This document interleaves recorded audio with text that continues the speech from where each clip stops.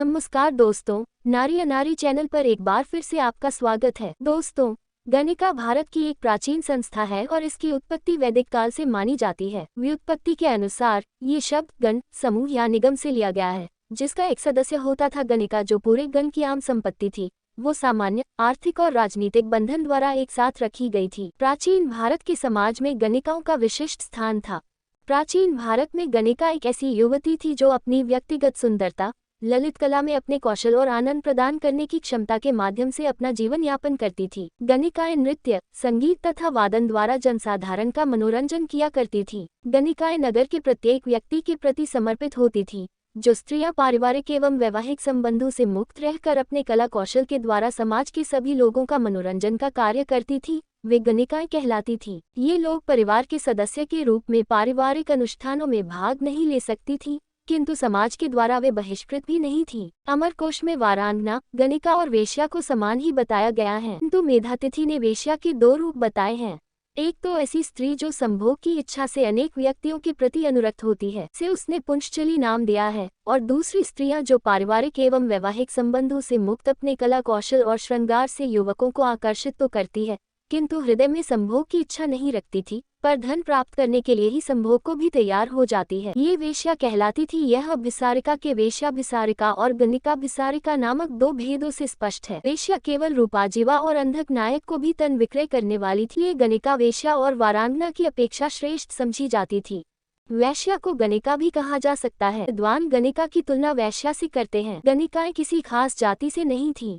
इस शब्द का प्रयोग उस महिलाओं के लिए संदर्भित किया जाता है जो अपनी सुंदरता से जीवन यापन करती है। अर्थशास्त्र के अनुसार कुछ प्राचीन राज्यों में सबसे सुंदर महिला को उसकी इच्छानुसार गणिका नियुक्त किया जाता था और यह एक सम्मानजनक पद होता था। प्राचीन काल में गणिका का संरक्षण और रखरखाव एक प्रतिष्ठा प्रतीक के रूप में देखा जाता था। शास्त्र के गणिकाध्यक्ष प्रकरण को पढ़कर लगता है कि उस समय गणिकाओं या वैश्याओं की दशा आज के जैसी खराब नहीं थी। वैश्याओं के पक्ष में कई नियम थे।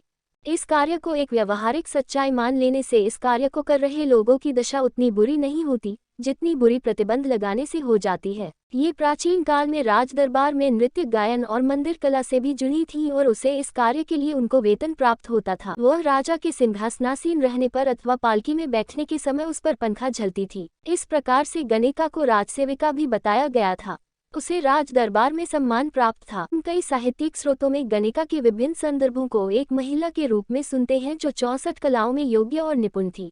64 कलाएं सभी प्रकार की प्रतिभाएं हैं, जिनमें नृत्य, गायन, वाद्ययंत्र बजाना और गोदना से लेकर बिस्तर बनाने की कला, इत्र और जादुई औषधि बनाना, सभी भाषाओं और स्थानीय भाषा का ज्ञान, शब्दों के रूप बदलकर बोलना, सिफर में लिखना, युद्ध की कला, अंकगणित, जिम्नास्टिक इत्यादि। सिंधु सभ्यता में नृत्य एवं गायन का प्रचलन था। सिंधु घाटी से उत्खनन में प्राप्त नर्तकी की मूर्ति के बारे में कुछ विद्वानों का मत है कि यह राजनर्तकी अथवा गणिका की भी हो सकती। ललित विस्तार में एक राजकुमारी को गणिका के समान शास्त्रज्ञ बताया गया है। इससे प्रकट होता है कि गणिका काव्य कला शास्त्र की ज्ञाता होती थी।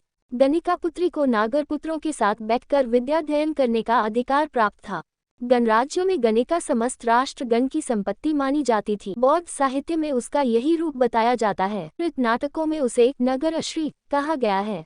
मृच्छकटिक की नायिका वसंत सेना गणिका थी, में उसके प्रति आदर व्यक्त किया गया है। वैशाली की अम्बपाली बसंत सेना की तरह ही नगर के अभिमान की वस्तु थी। गणराज्य के नष्ट होने पर साम्राज्य के प्रभाव और विस्तार से गणिका और वारंगना, वेश्या का भेद खत्म हो गया। गणिका को वारांगना से हेय माना जाने लगा, यहाँ तक कि उसके यहाँ का अन्न भी लेना मना। सिंधु सभ्यता में दुनिया के अलग अलग हिस्सों में वेश्याओं के बारे में बहुत कुछ कहा गया है, लेकिन वे कलाकार और आकर्षण के प्रतीक हैं। प्रारंभिक भारतीय संदर्भ में ये गणिका थी, जिसे सार्वजनिक महिलाओं के सांस्कृतिक और सामाजिक पदानुक्रम में सर्वोच्च स्थान दिया गया था। लोकप्रिय स्मृति उसे फिल्मों और साहित्य में गढ़ती है, जो या तो उसके इर्द गिर्द घूमती है या उसे कहानी में एक महत्वपूर्ण पात्र के रूप में रखती है। दोस्तों, ये थी एक छोटी सी जानकारी गणिकाओं के बारे में। आज के इस वीडियो में अलग सोशल सोर्स से जानकारी ली गई है। अगर आपको वीडियो अच्छा लगा हो तो इसे लाइक और शेयर करें और चैनल को सब्सक्राइब करना बिल्कुल भी ना भूलें। वीडियो देखने के लिए बहुत बहुत धन्यवाद। आपका दिन मंगलमय हो।